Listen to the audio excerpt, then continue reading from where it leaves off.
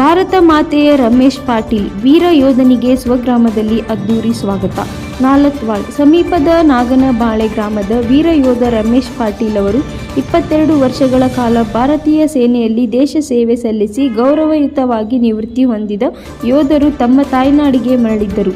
ನಾಲತವಾಡದ ಶ್ರೀ ಅಮರೇಶ್ವರ ದೇವಸ್ಥಾನದ ಮುಖಾಂತರ ನಾಗಬೇನಾಳ ಗ್ರಾಮಕ್ಕೆ ಅದ್ದೂರಿಯಾಗಿ ಮೆರವಣಿಗೆ ಮುಖಾಂತರ ಗ್ರಾಮಸ್ಥರು ವೀರ ಯೋಧರನ್ನು ಸ್ವಾಗತಿಸಿದರು.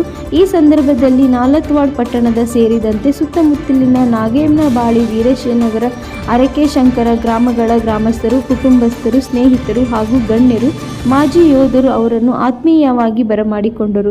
ಪುಷ್ಪಾರ್ಚನೆ, ಹಾರ ಹಾಕಿ ಭವ್ಯ ಸ್ವಾಗತ ಕೋರಿದರು. ದೇಶದ ಗಡಿ ಭಾಗದಲ್ಲಿ ಕರ್ತವ್ಯ ನಿರ್ವಹಿಸಿ ರಾಷ್ಟ್ರದ ಭದ್ರತೆಗೆ ಅಮೂಲ್ಯ ಸೇವೆ ಸಲ್ಲಿಸಿದ ಯೋಧರ ತ್ಯಾಗ, ಶಿಸ್ತು ಹಾಗೂ ದೇಶ ಪ್ರೇಮ ಎಲ್ಲರಿಗೂ ಮಾದರಿಯಾಗಿದೆ. ಅವರ ಸೇವೆಯನ್ನು ಸ್ಮರಿಸಿ ಮಾತನಾಡಿದ ಪಂಚಾಯತ್ ಅಭಿವೃದ್ಧಿ ಅಧಿಕಾರಿಗಳು ಎಂ.ಎ. ಪಿರಾಪೂರ್ ಅವರು ಮಾತನಾಡಿ, ಗಣ್ಯರು ಇಂತಹ ಯೋಧರು ನಮ್ಮ ದೇಶದ ಹೆಮ್ಮೆ. ಇವರ ಸೇವೆಯನ್ನು ಸಮಾಜದ ಸದಾ ಗೌರವಿಸಬೇಕು ಎಂದು ಅಭಿಪ್ರಾಯಪಟ್ಟರು. ಈ ಸ್ವಾಗತ ಕಾರ್ಯಕ್ರಮದಲ್ಲಿ ಗಂಗಾಧರ್ ಬಿರಾದರ್, ಜೆ.ಎಸ್. ದೇಶಮುಖ್ ಸಂಸ್ಥೆಯ ಅಧ್ಯಕ್ಷರು, ಚಂದ್ರಶೇಖರ್ ಪೂಜಾರಿ, ಮಾಜಿ ಸೈನಿಕ ತಾಲೂಕು ಉಪಾಧ್ಯಕ್ಷರು, ಶ್ರೀ ಸುವರ್ಣ ಬಿರಾದರ್, ತಾಲೂಕು ವೀರನಾರ್ಯರ ಸಂಘದ ಉಪಾಧ್ಯಕ್ಷರು, ಟಿ.ಜಿ. ಬಿರಾದರ್, ನಿವೃತ್ತಿ ಸೈನಿಕರು, ಮುದ್ದೆಪ್ಪ ವಾಲಿಕಾರ್, ಮಾಜಿ ಸೈನಿಕರು, ಮೌನೇಶ್ ಎಂ. ಮಾದರ್, ಭೀಮಣ್ಣ ಗುರುಕಾರ್, ಭೀಮಣ್ಣ ರಕ್ಕಸ್ಗಿ, ವೀರೇಶ್ ಬಳಿಗಾರ್, ಸಂತೋಷ್ ಹುಡೇದ್, ಬಸವರಾಜ್ ಸುಲ್ತಾನ್ಪುರ, ನಿಂಗಣ್ಣ ಜನನ್ ಬಳಿಗಾರ್, ಮಲ್ಲಪ್ಪ ಹುಡೇದ್, ಬಸವರಾಜ್ ಕೊಂಡುಗುಳ್ಳಿ, ಬಸವರಾಜ್ ಮಡಿವಾಳರ್ ಹಾಗೂ ಊರಿನ ಗ್ರಾಮಸ್ಥರು, ವಿವಿಧ ಸಂಘ ಸಂಸ್ಥೆಗಳ ಮುಖಂಡರು, ಯುವಕರು ಹಾಗೂ ಸಾರ್ವಜನಿಕರು ಉಪಸ್ಥಿತರಿದ್ದರು. ನಿವೃತ್ತ ಯೋಧರಿಗೆ ಅಭಿನಂದನೆ ಸಲ್ಲಿಸಿದರು. ವರದಿ ಶರಣು ಹೂಗಾರ್, ನಾಲತ್ವಾಡ್. ಇವತ್ತು ಸಮಸ್ತ ನಾಗಬೇನಾಳ ಗ್ರಾಮದ ಗ್ರಾಮಸ್ಥರೇ, ಇವತ್ತು ಸುಮಾರು ಭಾರತದ ಸೇನೆಯಲ್ಲಿ ಸುಮಾರು 22 ವರ್ಷಗಳ ಕಾಲ ಸುದೀರ್ಘವಾದ ಸೇವೆಯನ್ನು ಸಲ್ಲಿಸಿ ಇಂದು ತಾಯ್ನಾಡಿಗೆ ಆಗಮಿಸುತ್ತಿರುವ ಶ್ರೀ ರಮೇಶ್ ಪಾಟೀಲ್ ದಂಪತಿಗಳಿಗೆ ಹಾಗೂ ಮಾಜಿ ಎಲ್ಲ ನನ್ನ ಸೈನಿಕರಿಗೆ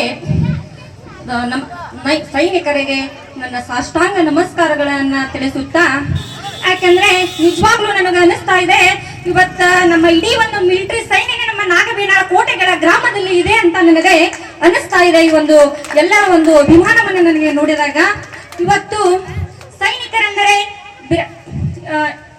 ಏನಪ್ಪಾ ಅಂತಂದ್ರೆ, ಇವತ್ತು ತಮ್ಮ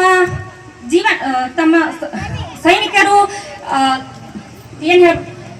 ಸೈನಿಕರು ಕೇವಲ ತಮ್ಮ ವೈಯಕ್ತಿಕ ಜೀವನದ ಸುಖ ಸಂತೋಷವನ್ನ ಬದಿಗಿಟ್ಟು ದೇಶದ ಹಿತಾಸಕ್ತಿಗಾಗಿ ಅವರೆಲ್ಲ ತಮ್ಮ ದೇಶದ ಹಿತಾಸಕ್ತಿಗಾಗಿ ಅವರು ಇವತ್ತು ನಮ್ಮ ದೇಶಕ್ಕಾಗಿ ಸಮರ್ಪಣೆಯನ್ನ ಮಾಡ್ತಾ ಇದ್ದಾರೆ. ಅವರೆಲ್ಲರೂ ಸೈನಿಕನೆಂದರೆ ಕೇವಲ ಸಮವಸ್ತ್ರ ಧರಿಸಿದ ವ್ಯಕ್ತಿಯಲ್ಲ, ಆತ ಶಿಸ್ತು, ಧೈರ್ಯ, ತ್ಯಾಗ ಮತ್ತು ದೇಶಭಕ್ತಿಯ ಸಕಾರ ಮೂರ್ತಿ. ದೇಶದ ಆಂತರಿಕ ಮತ್ತು ಬಾಹ್ಯ ಶತ್ರುಗಳಿಂದ ಜನರನ್ನು ರಕ್ಷಿಸುವುದು, ನೈಸರ್ಗಿಕ ವಿಕೋಪಗಳ ಸಮಯದಲ್ಲಿ ಜನರ ನೆರವಿಗೆ ಧಾವಿಸುವುದು, ವಿಶ್ವ ಶಾಂತಿಗಾಗಿ ದುಡಿಯುವುದು ನಮ್ಮ ಸೈನಿಕರ ಪ್ರಮುಖ ಕರ್ತವ್ಯವಾಗಿರುತ್ತದೆ. ನಾವು ಇಂದು ಸುಖಮಯವಾಗಿರ್ತಕ್ಕಂತಹ ಜೀವನ ನಿದ್ರೆಯನ್ನ ಮಾಡಬೇಕಾದ್ರೆ ಗಡಿಯಲ್ಲಿ ಎಚ್ಚರದಿಂದ ಕಾಯುತ್ತಿರುವ ನಮ್ಮ ಸಾವಿರಾರು ಸೈನಿಕರ ಒಂದು ಶ್ರಮದ ಫಲವಾಗಿದೆ. ಅವರ ನಿಸ್ವಾರ್ಥ ಸೇವೆಗೆ ನಾವು ಎಂದೂ ಬೆಲೆ ಕಟ್ಟಲಾಗುವುದಿಲ್ಲ, ಅವರ ನಿಸ್ವಾರ್ಥ ಸೇವೆಗೆ ನಾವು ಎಂದೂ ಬೆಲೆ ಕಟ್ಟಲಾಗುವುದಿಲ್ಲ ಅಂತ ಹೇಳ್ಬೋದು. ಜನವರಿ 15ನೇ ನಾವು ಸೇನಾ ದಿನವನ್ನಾಗಿ ಆಚರಿಸ್ತಾ ಇದ್ದೀವಿ. ಡಿಸೆಂಬರ್ 4 ನೌಕಾಪಡೆಯ ದಿನ, ಅಕ್ಟೋಬರ್ 8 ವಾಯುಪಡೆಯ ದಿನ, ಜುಲೈ 26 ಕಾರ್ಗಿಲ್ ವಿಜಯ ದಿವಸವಾಗಿ ನಾವೆಲ್ಲ ಆಚರಿಸ್ತಾ ಇದ್ದೀವಿ. ಈ ಒಂದು ದಿವಸಗಳನ್ನ ಆಚರಿಸುವುದರ ಮೂಲಕ ನಮ್ಮ ಸೈನಿಕರಿಗೆ ಕೃತಜ್ಞತೆಯನ್ನ ಸಲ್ಲಿಸೋಣ. ಪ್ರತಿಯೊಬ್ಬ ಪ್ರಜೆಯಲ್ಲೂ ಕೂಡ ನಮ್ಮ ಸೈನಿಕರನ್ನ ನಾವು ಗೌರವಿಸುವುದು ನಮ್ಮ ಆದ್ಯ ಕರ್ತವ್ಯವಾಗಿರ್ತದೆ ಅಂತ ಹೇಳ್ಬೋದು. ಒಂದೆರಡು ಕವನಗಳನ್ನ